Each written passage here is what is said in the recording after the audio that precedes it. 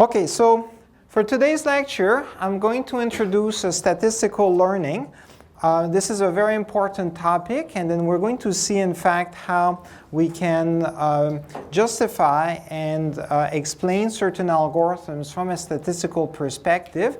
And in particular, it will help us understand, for instance, some of the ideas behind regularization that we saw last class. Okay, so what do I mean by statistical learning? So one way of thinking about learning is that there's some concepts that we might be uncertain about, and then the process of learning is really about reducing this uncertainty. Okay, so here the idea is that we're going to build on statistics and probability theory, because the idea is that if there is some uncertainty, then perhaps we can use a distribution to capture this uncertainty. And then as we learn, as we observe some data, we can reduce this uncertainty by essentially computing a revised distribution that will correspond to the process of learning. So now the question is, if we're really going to use distributions to capture and quantify our uncertainty, and now we're learning and reducing that, then what's the right way of updating distributions, and what's the right way of computing what is the result of our learning process? Okay, so we're going to explain today how this works, and I also realize that maybe probabilities and statistics is not everyone's favorite topic. I must admit, when I was an undergrad, I took obviously a course at some point in probabilities and statistics, and I hated it. I promised myself I would never touch this again, and here I am. I'm going to teach you this stuff. Okay, so it's actually quite good. So at least from a machine learning perspective, it really makes sense. And then it's often through applications that we can understand, I guess, the beauty of probabilities and statistics. And throughout this course, I'm hoping that everyone's going to have a better appreciation of this topic too. Okay. All right, so what I'm going to do as well is review some basic material regarding probabilities and statistics. So again, there's a prerequisite. Everyone should have taken a course in probabilities and statistics, but I realize that in some cases it might have been a few years ago. So some of the material in today's slides are going to be a bit of a review. And then, so normally you should know all of this, and therefore you can relax and sit back. And then especially for those who are in statistics, then this is really basic stuff. So no worries. We're going to quickly get to some interesting things that use those concepts. Okay, so first, let me define what is a probability distribution. So it's going to be a specification of a probability for each event in our sample space. So here, what I mean by this is that let's say we've got a dice, and then we roll it. Then there's going to be 6 possible outcomes that correspond to the 6 faces. And now those outcomes, they have some probability, or there's a likelihood that they will arise. And then so this quantification is what we refer to here as a probability. And generally speaking, we also require that the probabilities sum to 1. All right, now we're going to use probabilities to encode our uncertainty about the world. And now if we want to characterize the world, we're going to typically need many random variables. So like for instance, if we talk about the weather, we can talk about the temperature, the wind, the humidity level, and so on. And so for each one of them, there could be a random variable. And therefore, if I want to characterize some domain of interest, usually I'm going to need more than one random variable. So when I have more than one, then we'll talk about a joint probability distribution over several random variables. And here, probabilities are going to correspond to the likelihood of different combinations of events. Right? Because here I can talk about the probability that the temperature is, let's say, 20 degrees, that the humidity is at a certain level, and that the wind is at a certain speed. Right? So that's a combination of events, and then I can talk about the probabilities of different values for those 3 random variables. Okay, so when we've got a joint distribution like this over several random variables, perhaps we can characterize the quantities of interest in some domain, but sometimes we actually don't care about the combination of all these random variables, but perhaps we're really interested in just making a prediction for one random variable. So let's say I only care about temperature, but I've got a joint distribution over temperature, wind, and humidity. Then how can I extract just the distribution with respect to one variable like temperature? So for this, we can use the marginalization rule, which is also known as the sum out rule. And the idea is that, let's say I've got a joint distribution over A and B, and now I only want the marginal of A. Then I can compute it simply by summing out all the possible values for variable B. Okay, so here I'm using capital letters to indicate random variables and smaller letters to indicate the values of those random variables. So here, if I only want the marginal of one variable like A, then I sum out B, and vice versa. If I only want the probability of B, then I sum out A. Okay, so let's do an example to illustrate this. Again, there's nothing hard in this, but just to make sure everyone understands the concepts. Okay, so in this example, I've got a joint distribution over 3 variables. That includes whether I have a headache or not, whether it's cold or not, and whether it's sunny or not. And here the intuition is that, okay, on any given days, right, then the weather could be either sunny or not, and it could be cold or not, and then perhaps that influences how I feel, and then as a result, I might have a headache or not, right? So now I've got some probabilities for all possible combinations. I can think of this as like the fraction of days that I've observed where the weather was, let's say, sunny and cold, and let's say that I had a headache or not, and so on. Okay, so now, given this table, if I want to know what's the probability of headache, sunny, and cold, this should be fairly easy. In this case, we just look it up, right? So this is asking for the joint probability of an event that corresponds to headache, sunny, and cold. So I've got headache here, cold here, and then sunny is here. So that would be the answer, right? So 0.108. So let me write this on the board, and then we'll do as well the other examples too.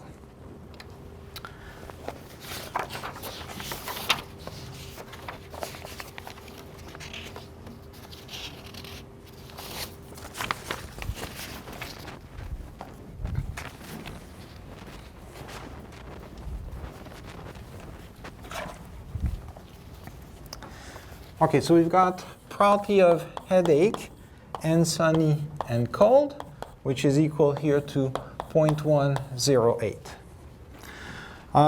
We could also look at the probability of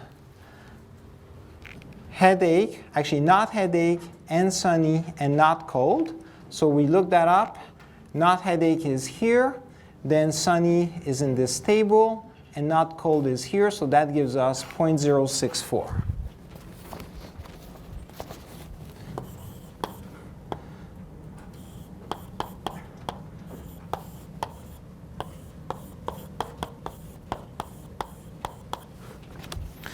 Okay, perhaps what's more interesting is to look at queries like the next one that ask what's the probability of, oops, let's go back.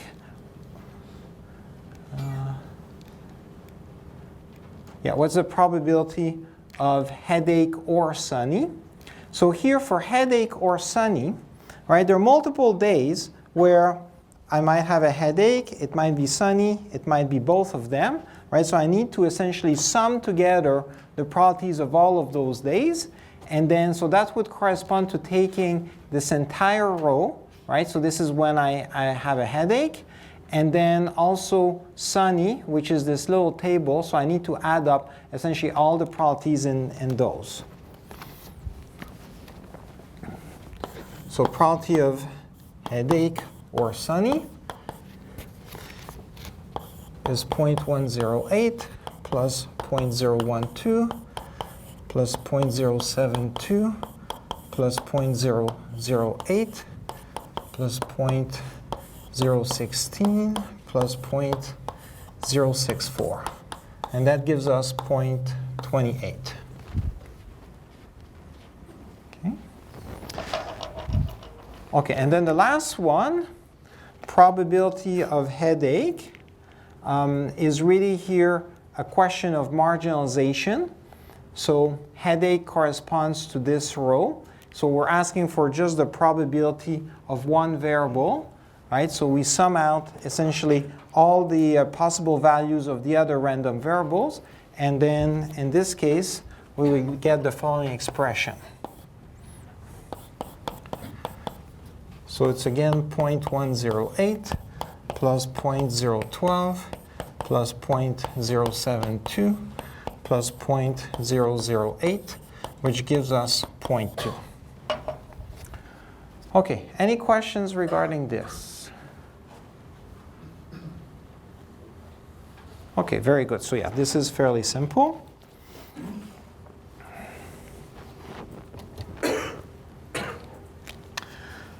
All right, the next concept that's quite important is the notion of a conditional probability. So here, a conditional probability is going to be denoted by the probability of some variable A given another variable B. So here the notation is that we have a vertical bar, and then on the left side some variables, and then on the right side some other variables. Now the meaning of this notation is that here I'm really looking at the fraction of the worlds in which B is true that also have A as true. So here we can think of what's on the right-hand side of the vertical bar, B, as essentially being our reference. So we're going to look for a fraction, and then our reference for this fraction is going to be the worlds in which B is true. And now we're trying to find out what's the fraction of those worlds where B is true that also happen to have A true. So on the left-hand side of the vertical bar, we're really looking at now quantifying the probability of some variable being true, so here A being true. And then this is in the context or with reference to B being true. Okay, so that's how we should interpret this. Now, below we've got a graphical representation just to illustrate. So let's say that I've got a bunch of worlds that are denoted by this rectangle here. So the dark blue rectangle. Now inside, I've got a subset of those worlds that correspond to the times when I have a headache, let's say. And then there's another rectangle here that corresponds to having the flu. So this is an example where there's some number of people, let's say, that might have a headache or not, might have the flu or not. And this would correspond to the subset that have a headache, subset that have flu. So now if we ask, what's the probability of headache, then we could think of this as essentially being the ratio of the number of people that have headache versus the entire population. And here the entire population will correspond to the area of this large rectangle, and then the population that has a headache would be the smaller rectangle in here. Okay? So now based on this, so here this is just a graphical representation. Let's say that this ratio happens to be 1/10. And then for the fraction of people that have flu, same idea. This is the subset, and perhaps this corresponds to a ratio of 1/40 with respect to the entire population. But now if I talk about a conditional probability, like the probability of headache given flu, then I need to take the ratio of the number of people that happen to have both headache and flu in the context of people that have flu only, okay, or sorry, that have flu period. So then this here is obtained by taking the ratio of this part here where people have both headache and flu divided by the area where people have flu. Okay, so that in this picture you can see that it's roughly half, so that's how we can determine that the probability here is half. So here we can interpret this as saying that headaches are rare, flu is rarer, right, because it's only 1/10, 1/40. But if you have the flu, then there's a 50-50 chance that you will have a headache, right? Because among the people that have the flu, which is this rectangle, right, then the fraction of people that also happen to have a headache would be 50%, because that corresponds to this part here where people have both the flu and headache. Okay. Okay, so this slide here summarizes what I explained in terms of computing these probabilities with respect to, I guess, counting people or counting worlds and visualizing this in terms of areas. So here, in general, whenever we have a conditional probability, it's going to be the fraction of the flu-inflicted worlds, so that corresponds to our context F, with respect to the people that also have a headache, so that's the variable for which we're looking at the probability. Okay? And so more concretely, we can translate this in number of worlds with flu and headache divided by the number of worlds with flu. Now, in this picture, the number of worlds is represented by area. So we've got area of headache and flu, which is this little area, divided by the region for flu, which is this area. Okay, so what this means is that overall, right, the conditional probability can be expressed as a ratio of a joint probability divided by a marginal. Okay, so now we can relate conditional probabilities to joint probabilities and marginal probabilities. Any questions regarding this? Okay, very good. So this is not too complex. Now to summarize, you see the equation that we've just discussed is the following one. So by definition, a conditional probability is always the ratio of a joint by a marginal. But now we can rewrite this equation by multiplying both sides by the probability of B, and then we obtain another equation here that shows that the joint can be represented as the product of a conditional by the marginal.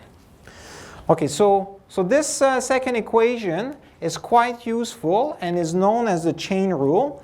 Okay, it's not obvious from this equation alone, but the idea is that whenever you've got a joint distribution over many variables, you can always factor it into a conditional times a marginal. But then if the marginal itself still has many variables, so effectively it's still a joint distribution over several variables, then you could factor it again into a conditional times a marginal and so on. So you could apply this repeatedly, and that produces a chain. Okay, so that's how the name comes from, right? So it's known as a chain rule.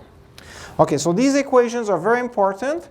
You need to memorize them. You should be able to apply them. So we're going to see later on, whenever we derive some algorithms, sometimes we're going to use those rules to essentially justify certain steps of an algorithm. Any questions regarding this? Okay, very good. All right, so now let's say that one day you wake up and then you have a headache, and then you say, oh my God, drat, there's 50% of the flus that are associated with headaches, so I must have a 50-50 chance of coming down with the flu. So who would say that the conclusion here of 50-50 chance of coming down with the flu is correct? Okay, nobody lifted their hand, so who would say that it's incorrect? All right, the majority of people say it's incorrect. So why is it incorrect? What's wrong with this reasoning?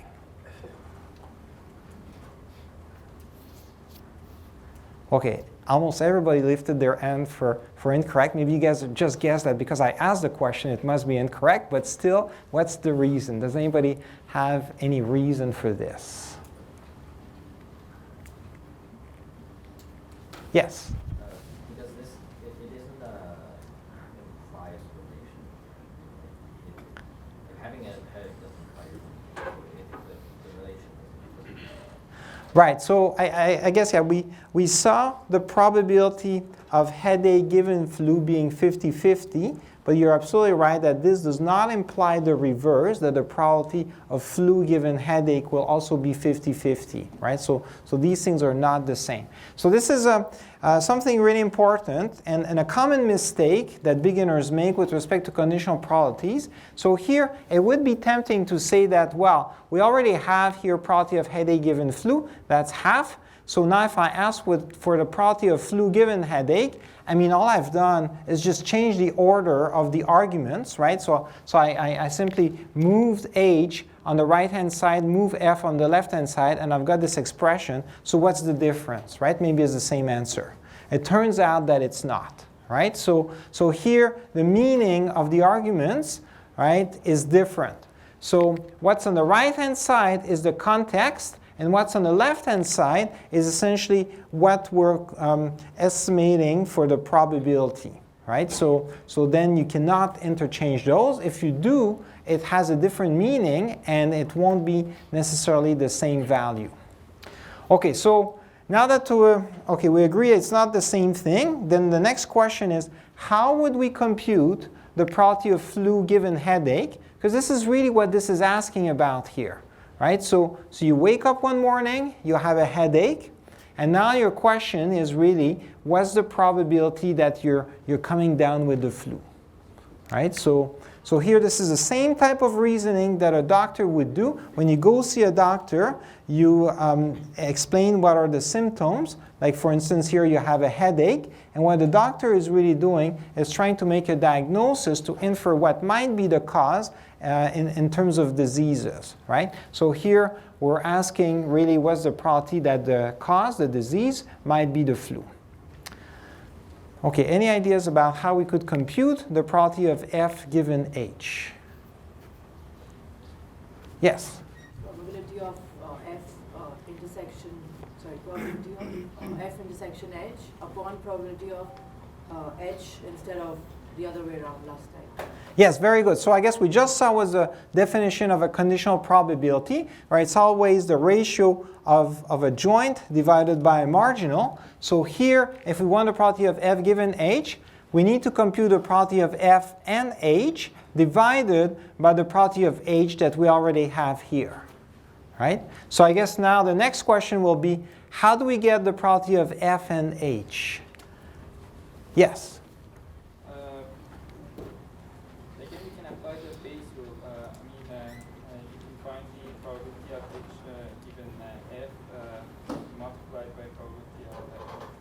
Very good. So yeah, so here the joint probability, we saw the chain rule, right, that allows us to take a conditional, which is the probability of H given F times the probability of F. So I'm going to write this on the board just to make this clear, but essentially it's just the application of the rules that we saw before.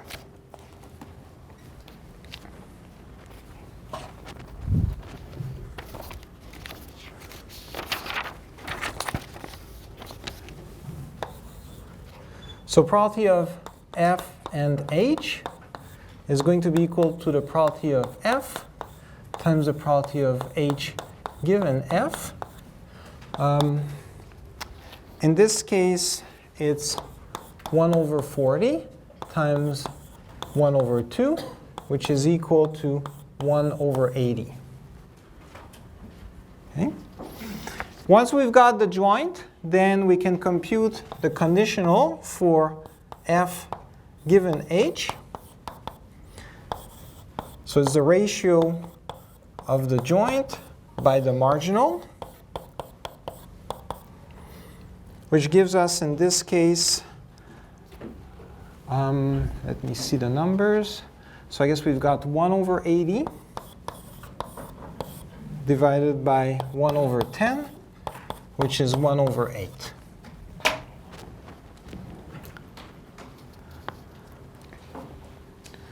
Okay, any questions regarding this example? Good.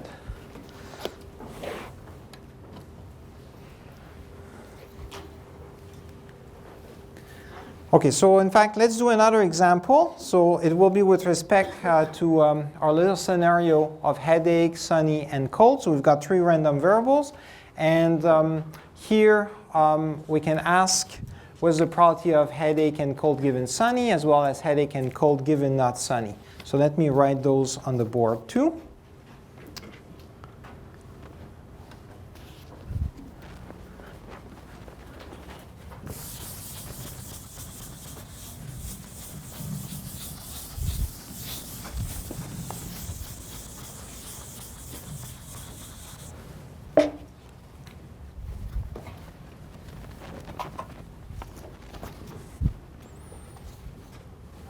Okay, so probability of headache and cold given sunny is going to be the joint. So headache and cold and sunny divided by the marginal probability of sunny. We can write this as 0.108 divided by 0.108 plus 0.012 plus 0.016 plus 0.064, which gives us 0.54.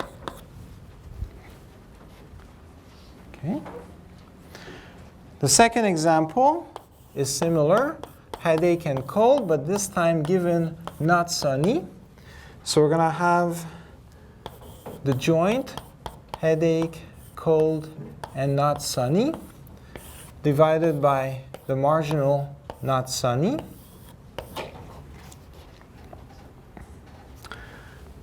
And this gives us 0.072 divided by 0.072 plus 0.008 plus 0.144 plus 0.576. And that gives us 0.09.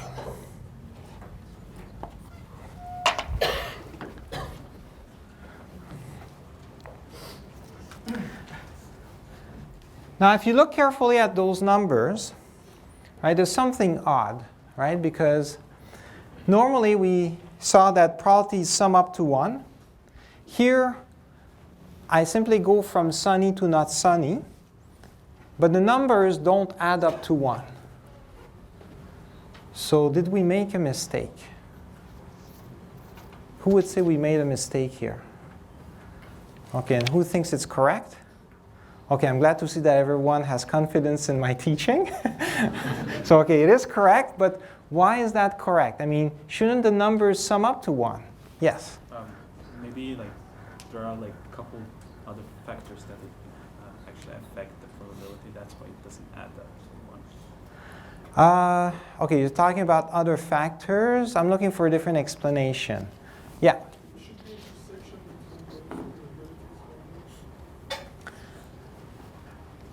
Intersection between those probabilities. Yeah, let's go for another explanation. Yeah. Maybe there's other combinations like headache and not cold that we haven't calculated in those. Right, because yeah, here the probability is with respect to headache and cold. Okay, in both cases. If the probabilities are going to sum up to 1, then we would have to consider headache and cold, headache and not cold, not headache and cold, and not headache and not cold. We would have to consider these 4 cases.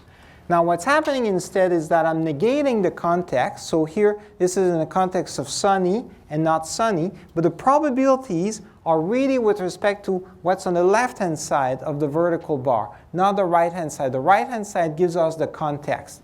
So here you see we're in the context of days that are sunny, and now we're asking what fraction of those days do I have a headache and is it cold?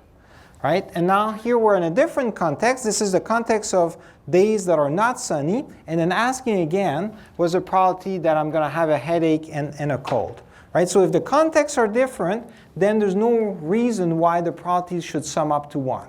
Okay, so this is another common mistake that often people look at this and then they figure, well, we just negated something here, so therefore the probability should sum up to 1, but you have to be careful, right? This only applies whenever we consider all outcomes on the left-hand side of the vertical bar. On the right-hand side, we're simply changing the context, and that does not mean the probabilities will sum up to 1. Okay, any questions regarding this? Very good. Let's continue.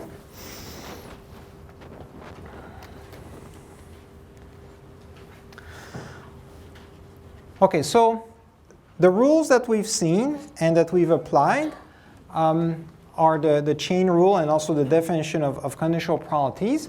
So here, for instance, if we have a joint probability in A and B, we can factor this into the probability of A given B and the probability of B. I can also interchange here A and B, I can change that to B and A. So here there's no problem to change the order, okay, whenever it's an AND. And then this will give me as well probability of B given A times the probability of A. So now this whole equation, I can rewrite it as follows, which is known as Bayes' rule. So it's the probability of A given B times the probability of B divided by the probability of A, which gives me the probability of B given A. So Bayes' rule, you can think of it as really a rule that allows us to go from a certain conditional probability to the other conditional probability where we essentially interchange the arguments. Right? So you see, we know in general that those conditional probabilities are not the same when we interchange the arguments, but then the question is, well, what's their relationship? The relationship is given by Bayes' rule. Okay? So it tells us how we can go from one conditional probability to another. So Bayes' rule turns out to be very important. In fact, it is used for inference and also for machine learning. And then there's a whole field in machine learning known as Bayesian learning that is based on this rule.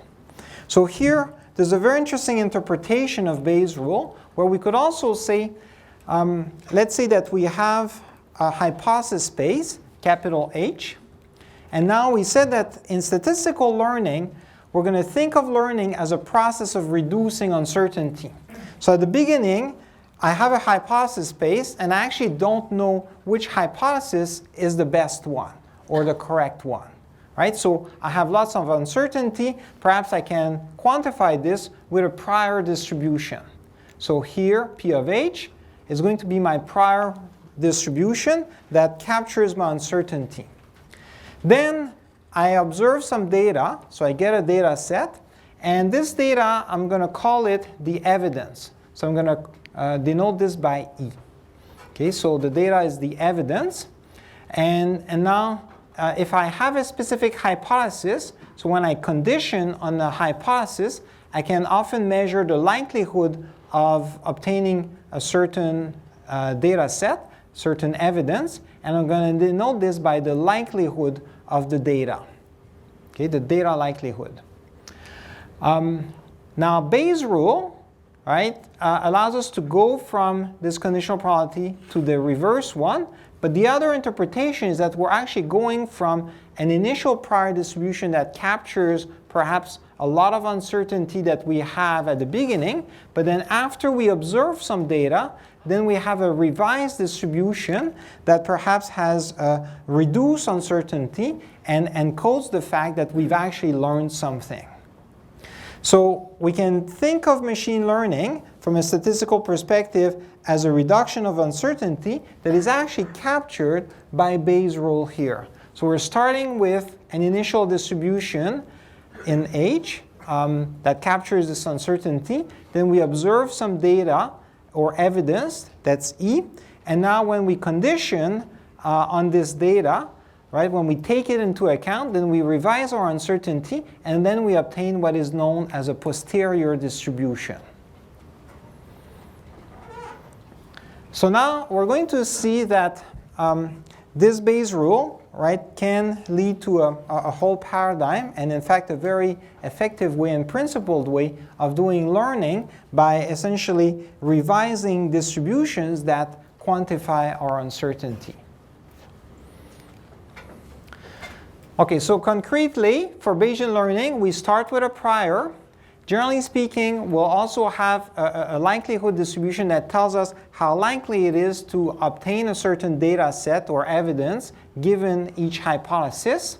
And now, if we have the following data set, then we can use Bayes' rule or Bayes' theorem to compute a posterior, which will encode essentially what we've learned.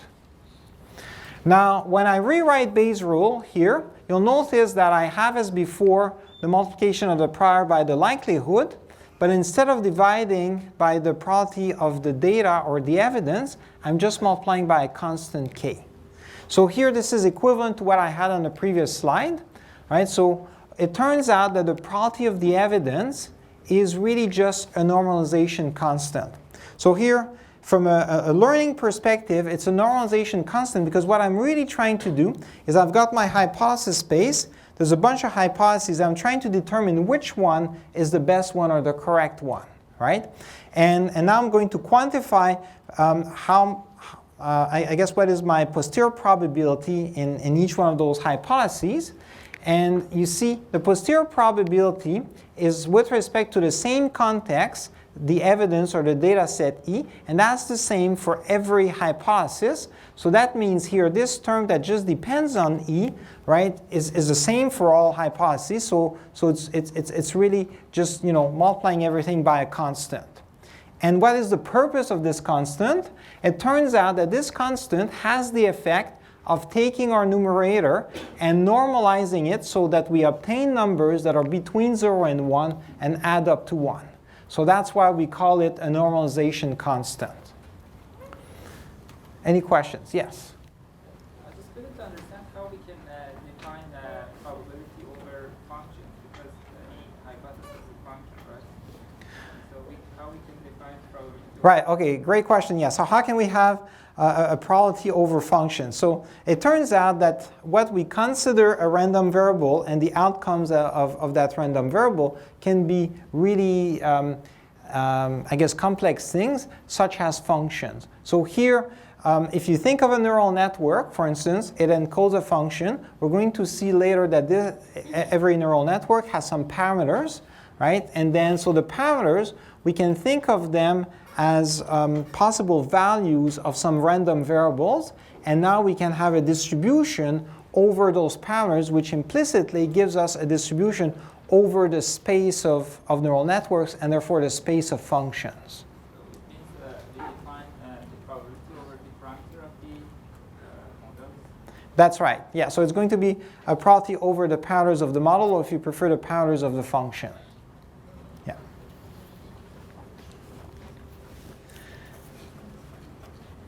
Okay, so this process of Bayesian learning gives us a posterior distribution, but now in practice, the posterior distribution isn't what we're really looking for. Typically, we want to get a hypothesis and then use it to make a prediction. So for instance, let's say that I'm interested in doing weather prediction. So I might have a model about the weather that has some parameters. So here, all the possible models that I could use to predict the weather, right? So these are going to form my hypothesis space. So here, H is going to be a possible model, and then X is going to be some value for the temperature, right? So I'm trying to, let's say, predict the temperature for tomorrow, given some model for the weather. And the problem is that I'm trying to learn what is the right model that I should use to make predictions. So now imagine if there's an app for weather, and instead of making predictions that gives you, what is going to be the temperature tomorrow, it just gives you the parameters of the model. So this would not be useful, right? So what we really want are not the parameters of the model that we're trying to learn, but in fact the predictions that we could make using this model. So here, once you have a posterior distribution over hypotheses, we're not done, right? We still need to use that to make some prediction about some interesting value x. And then the issue is that I have here a distribution over hypotheses. If I had a single hypothesis, I could just use it to make a prediction, but now there's many hypotheses, and I've just expressed some probability with respect to each one of them. So how am I going to make a prediction with respect to all of these hypotheses? So one solution for this is to take a weighted combination. So what this expression shows is that each hypothesis, I can use it to make a prediction. So given a model for the weather, I can make a prediction about the temperature tomorrow. But now I've just learned, let's say from data, what might be good parameters for a model. So in fact, I have now a distribution, a posterior distribution over possible weather models. And what I'm really doing is combining all the predictions by weighting them by my belief for posterior probability for each model. This is what this equation means here. Okay?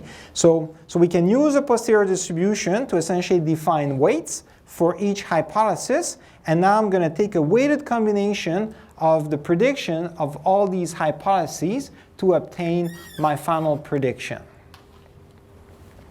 Okay, so this is a little bit abstract, but now let's go through some example that will illustrate this. Okay, so for this example, I'm going to consider something interesting. So we're going to look at some candies.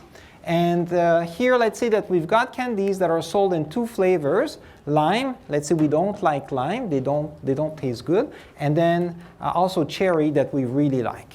Okay? So now, unfortunately, the candies that we can buy, they are wrapped with the same wrapper that doesn't tell us if it's lime or cherry, but we really like cherries. And at the store where we can buy those candies, they sell bags that have the following ratio. So some bags have only cherries. Some of them have 75% cherries, 25 limes, 50-50, 25-75, and some other bags that have only lime. Okay, and now to make things worse, at the store, they're selling those bags, right? And these are surprise bags, so we don't know what is the ratio.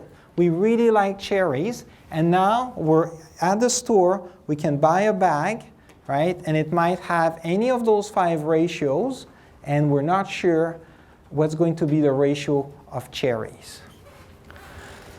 Okay, so here, an interesting question would be, okay, let's say we buy one of those bags, and we would like to estimate what is the ratio of flavors for this particular bag. So we can run an experiment. In fact, what you can do here is eat a certain number of candies, let's say K candies, and then try to estimate from the candies that you ate what is the ratio of the bag. Okay, so yeah, so I guess the ratio of the bag and also, let's say, the flavor of the next candy. These would be the two interesting questions. Okay, so it turns out that we can formulate this as a machine learning problem. And who would have thought that machine learning could be so tasty? So here we're going to have a bunch of hypotheses, right? So there's 5 different types of bags, 100% cherry, 75, 25, and so on. And these are our hypotheses, right? We're trying to estimate what is the ratio of flavors for our current bag. We have some evidence that corresponds to our data. And let's say here that we started eating candies. The first one was a cherry one, the second one is lime, the third one is lime, and so on. So here, eating candies corresponds to obtaining data. With this, we can formulate a prior distribution, and then we're going to compute a posterior distribution that will correspond to essentially reducing our uncertainty and learning something about the ratio of flavors. Now, in Bayesian learning, the prior distribution is a guess that we make at the beginning. So here, I've got 5 numbers. This corresponds to a distribution. Those numbers add up to 1. Okay, and those 5 numbers, they correspond to the probabilities that I believe at the very beginning that my bag is correspond to H1, H2, H3, H4, or H5. Okay, so then the probability of H1 is 10%, H2 is 20%, H3 40%, and so on. Okay, so that's the meaning of this vector.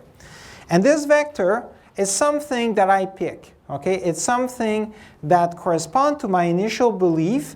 Let's say when I'm at the store and I buy the bag before eating any candies, what's my initial belief that this bag is 100% cherries or 75-25 and so on. So it's something that is subjective, somewhat arbitrary, right? Ideally, it would be based on some educated guess. So perhaps we think that those bags come in this, according to this distribution. Okay, so we start with this. that's our initial uncertainty, right? And now we start eating candies, and let's say that we've tasted 10 candies, and so far all of them were limes. Okay, so this is something very special, just for the sake of arguing, right? Let's say that they all happen to be lime.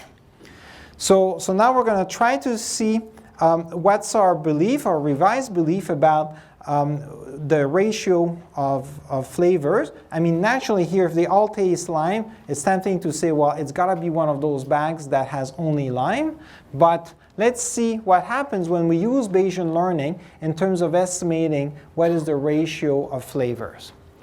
For that, beyond the prior, we need a likelihood distribution. So the likelihood distribution here is a probability that for a given hypothesis, in other words, a given ratio of flavor, we're going to observe certain flavors, like in this case here, 10 candies. Now, 10 limes. Now, because our data set will consist of many data points, right? So the joint probability of our entire data set will factor into a product of conditional probabilities for each individual data point. Okay, so here we're making an assumption that the candies are identically and independently distributed, and this is reasonable if, for instance, we assume that our bag is infinitely large. Therefore, when you take one candy out of the bag, the probability that it would taste lime is determined by the ratio of flavors in the bag. And then the same thing for the second one, the same thing for the third one, and so on, right? If the bag is finite, obviously this is not exactly, exact, but for the, to keep things simple, let's just assume that the bag is infinitely large. Therefore, every candy will have a probability of being lime that's the same. Okay, so now the question here is, let's say that I assume that the bag is of type H5, which means 100% lime. What's the probability that I would get 10 candies that are lime? So what's the answer for this? The answer would be just 1, right? Because if the entire bag is lime, then the probability that I would get 10 limes is 1. Okay, so let's write this as well as the other ones. So yeah, the probability of 10 limes given H5 will be 1 to the 10, which is 1. If instead we consider H3, which says that they're 50-50, so here we would get 0.5 to the 10, which gives us 0.00097. And then if we consider H1, which says that they're all cherries, then it would be 0 to the 10, which is 0. Okay, any questions regarding the likelihood? Okay, very good.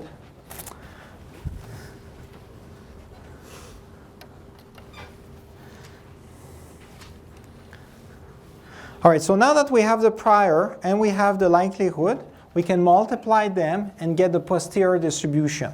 Right, so if you recall, according to Bayes' theorem, I'm just going to go back.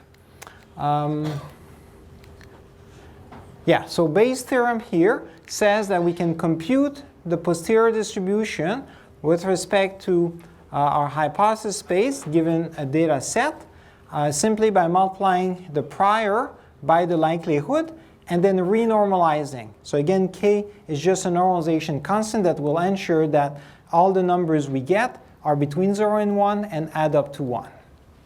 So we apply Bayes' theorem, and then we get the following curves. So here, this graph shows what is the posterior probability for each hypothesis. So I've got 5 different curves with different colors, and this corresponds to the corresponding probabilities, posterior probabilities, as I vary the number of candies that I eat. And here, we're in the regime where all candies that I've eaten so far are limes. Okay, so after 1 candy, what's the probability? After 2 candies, and so on.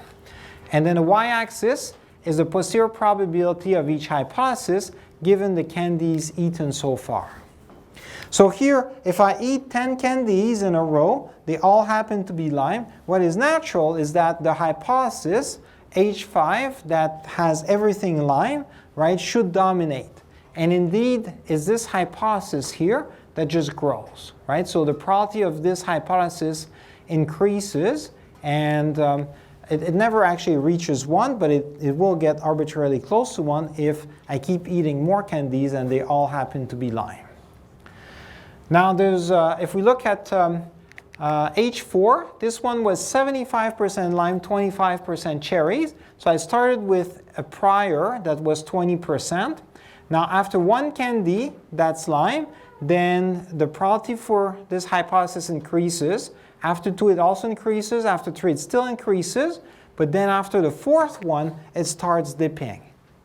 Right? And intuitively, this kind of makes sense because if it's really 75% lime, 25% cherries, then you do expect to see a cherry candy at some point. Right? And if you only see limes, something's wrong. Right? You should taste some cherries once in a while. And so that's how, starting at the 4th candy, then it just starts going down. Okay, another one that's interesting is H1. H1 was 100% cherries. You start with 10% probability, and then after 1 candy that is lime, then the posterior dips to 0. Okay, and that makes sense because if this bag is really entirely cherry, then it's impossible to get a lime. So if I actually taste a lime, then it means it cannot be this type of bag, right? We cannot have 100% cherries. Therefore, the probability of this hypothesis goes to 0. Yes? Where did the prior hypothesis come from? Oh, good question. Okay, so the prior hypothesis is something that's subjective that as a domain expert you would select. And it should essentially reflect your initial belief based on whatever side information you might have. And then so, yeah, the initial probabilities here at 0 are the prior. And then for the sake of this example, right, I selected the following numbers, 0.1, 0.2, 0.4, 0.2, and 0.1. Okay? But here, you know, if you have a different belief, like maybe you think every type of bag is equally likely, so then you could have selected essentially 1/5 for each bag, right? So yeah, so that's something we select. Any other questions? Okay, very good. Oh, okay, there is a question, yes. The probability of H5 changed from 0.1 to 0.2. Can I say that based on Bayesian theory, the K normalizing factor is equal to? Okay, so yeah, the question is for H5, the probability starts at 0.1, and then after that it goes up to 0.2. And does that mean that our normalization factor is 2? No, the answer is no. Okay, so what happens here is that we compute, yeah, let's go back to the equation. Yeah, so we compute this product for each hypothesis. Okay, and then the normalization constant, K, is essentially ensuring that the probabilities we have for each hypothesis, well, for all the hypotheses, are going to sum up to 1. So the normalization constant is essentially going to be the sum of all those numerators, so that when I divide by the sum, I get something between 0 and 1 that adds up to 1. So it's not going to be 2 in this case. It's going to be something else.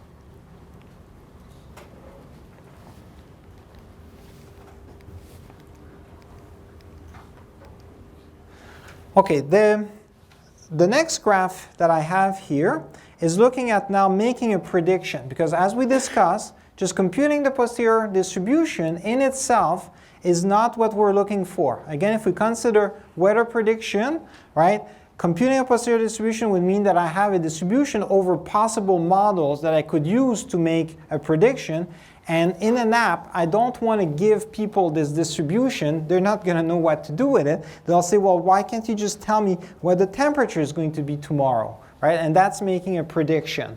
So here I'm illustrating in this graph what is the prediction that is made as we eat 10 candies that, again, all taste limes. And now this prediction is obtained by following the equation that we have, let's see, right here. Okay, so it's this equation here. So here, again, we take our posterior distribution. This gives us weights for each hypothesis. Each hypothesis has an associated ratio of flavor. That's the likelihood probability that I've got here. Right, so hypothesis 1 says 100% cherry. Hypothesis 2, 75% cherry, 25% lime. Right, so here I'm taking a weighted combination of those predictions, and then I return this weighted combination, which allows me to produce the graph right here. Okay, so these are the weighted combinations that gives me this overall prediction. So this prediction is quite interesting because if you look at it carefully, right, we start initially by thinking the probability of lime is 0.5. Now after every lime we eat, the probability increases. Now it never actually reaches 1, so it just keeps on increasing. And then the idea here is that if there are, well, if I just didn't get lucky, right, and there are indeed cherries in the bag, right, there's still a small probability that the next candy I'm going to taste is indeed a cherry one. And then so here what this curve shows is that we still allow some small probability that there could still be a cherry, but that decreases with time. Okay, any questions regarding this? Very good. All right, so to summarize, we just saw how Bayesian learning works. Here, Bayesian learning has the following properties. In general, we can say that it is optimal as long as the prior is correct. And then it is optimal in the sense that there's no other prediction that is correct more often than the Bayesian one. Okay, so here, this is where Bayes' theorem is quite powerful. It gives us a principal way of making some predictions, right? And we can show that these predictions are optimal in the sense that there's no other way of making a better prediction more often. And this is under the assumption that our prior is correct. Okay. Now, the other interesting thing is with respect to overfitting. So we talked about overfitting as being an important problem, right? So the challenge in machine learning is how do we generalize well to future data points. And here the danger is that often we have a data set, not too large, with some noise, and then we come up with a hypothesis that fits the data very well, but then it fits the noise, and therefore it will make mistake on future predictions, right?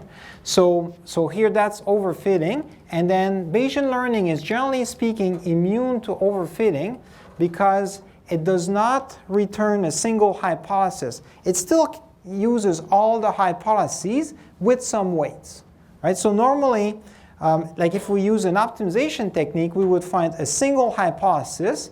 It would be a hypothesis perhaps that fits the data very well and maybe fits it too well, and therefore there's overfitting.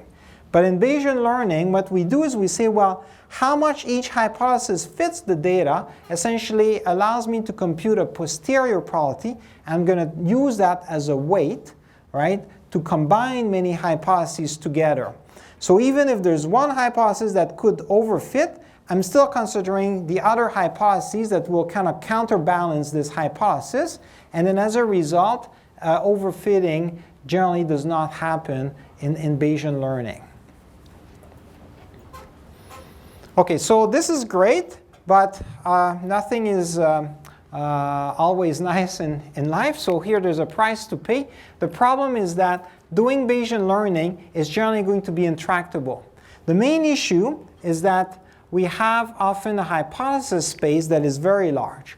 So here in this example, I mean, I just constructed a toy example that had 5 bags, therefore 5 hypotheses.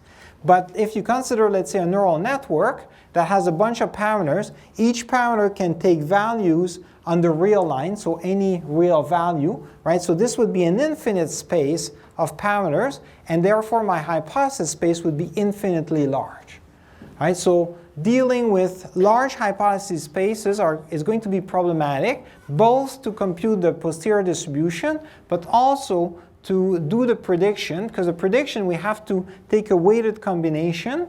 If it's an infinite space, then we're going to have to compute a weighted integral, and that might not be possible in closed form. Okay, so tractability is going to be the issue. So to get around this, then in practice, what we often do is we approximate Bayesian learning, and now we're going to see two common approximations. The first approximation is known as maximum a posteriori. Here the idea is that instead of just working directly with the posterior distribution, why don't we simply pick the hypothesis that has the highest probability in the posterior and then make a prediction based on that? Because if the problem is that we have too many hypotheses, right, instead of considering them all, taking a weighted combination, let's just take the one hypothesis that has the highest probability, and maybe that's good enough, and then I'll make a prediction based on that. So you see here we can approximate the prediction with the prediction of just H-map, where H-map is my hypothesis that is the most probable, or maximum a posteriori hypothesis. Okay, so maximum a posteriori is great from a computational perspective, but there's a price to pay. In general, it will be less accurate than the Bayesian prediction. That's in part because now we rely on a single hypothesis, right? So we identify the hypothesis that has the highest probability in the posterior, and now we make prediction just based on that. But what if we happen to be wrong? What if, in fact, this hypothesis is just fitting the data very well and maybe even could overfit, right? So then a single hypothesis, generally speaking, will not produce results that are as good.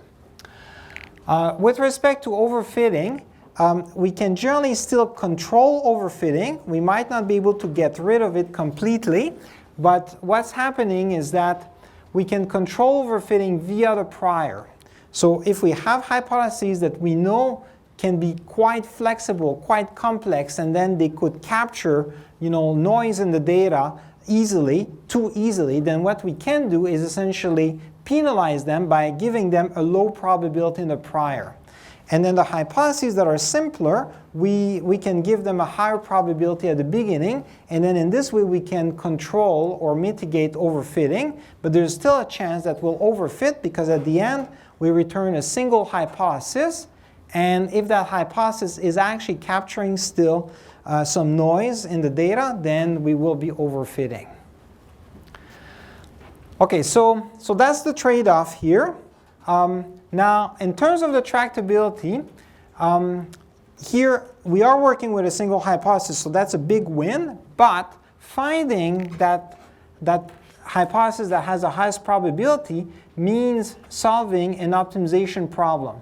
So here we're going to look for the hypothesis that maximizes that, and this optimization problem will generally be difficult. So in fact, we haven't really solved the intractability problem, we've just changed it. Okay? So then let's consider a second approximation.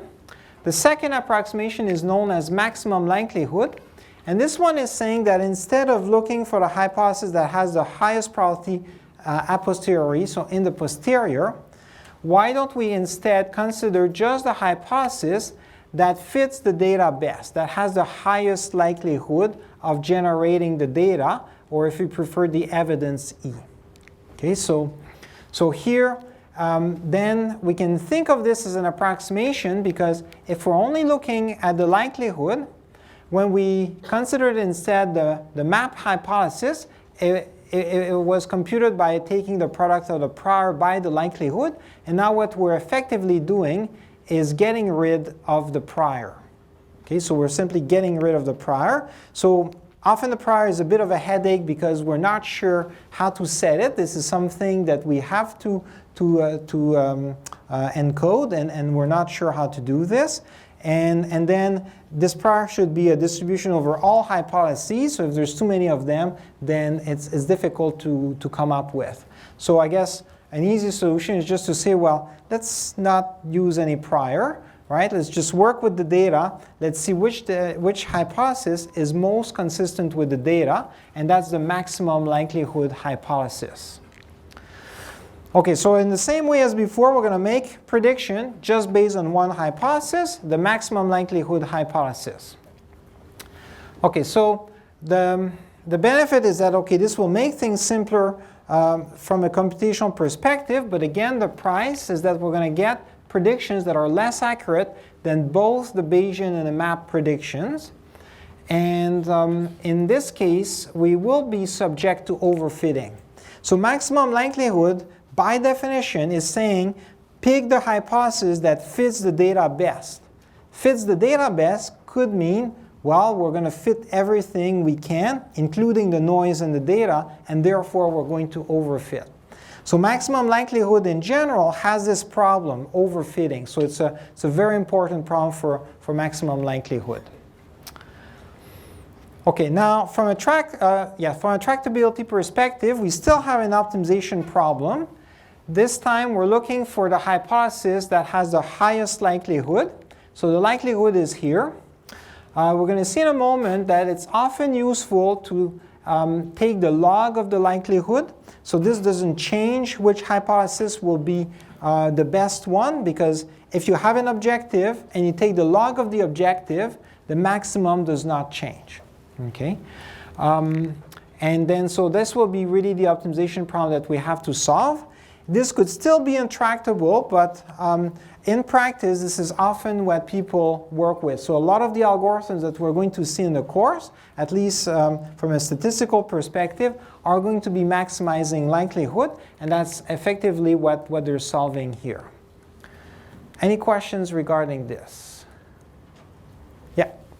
How much data is enough to ensure that we're sufficiently confident that we have the right hypothesis? Very good question. Yeah, because here, what's interesting is that Bayesian learning, maximum a posteriori, and also maximum likelihood, if we have enough data, in fact, if we have an infinite amount of data, they will all converge to the same prediction. The intuition here is that Bayesian learning is saying I'm going to start with a prior that captures my current uncertainty. As I get data, I'm going to reduce this uncertainty. I'm going to become more and more confident in some hypothesis being the right one. And then in the limit, once I have an infinite amount of data, I will actually converge and then have all the mass of my posterior distribution on one, or otherwise a few hypotheses that are all equally good, that do explain the data as well as possible. Okay? So now you see, because the mass will be concentrated on one hypothesis, right? Then if I ask now which hypothesis has the highest probability in the posterior, it will be that same hypothesis. So H map will give me the same as the Bayesian prediction. And then this hypothesis is also going to be the one that's the most consistent with the data. So HML will also be the same thing. So with an infinite amount of data, all three are equivalent. So in practice, if you have lots of data, then it's not too bad, and you don't have to worry too much. You can just work with maximum likelihood. Now, your question is really, how much data do I need? Right? So this is where we've got an entire field of learning theory asking this question and trying to resolve this question. So for different problems, you're going to need different amounts of data.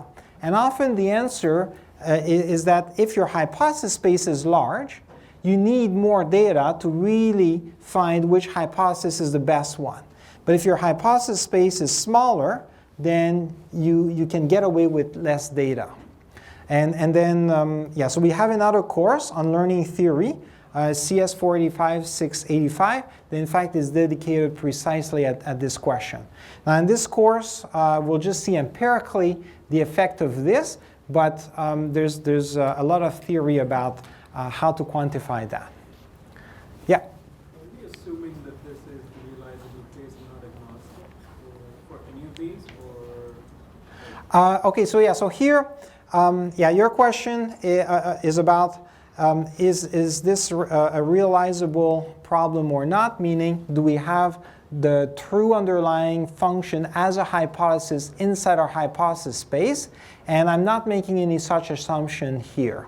Okay, so here the hypothesis space will be, like you see here, I assume that for the example that there were 5 bags with 5 different types of ratios, but maybe the stores also sell different types of bags that don't correspond to those 5 ratios, and that would mean that I don't have something realizable, right? And then I guess this will still work. So this will still converge towards the hypothesis that is best at making a prediction within my space. Okay, so this is the last slide, but don't go away yet. So I'd like to cover a few more slides for next lecture, in part because this is going to be important for the assignment, and then with this, you'll have all the material necessary for the assignment.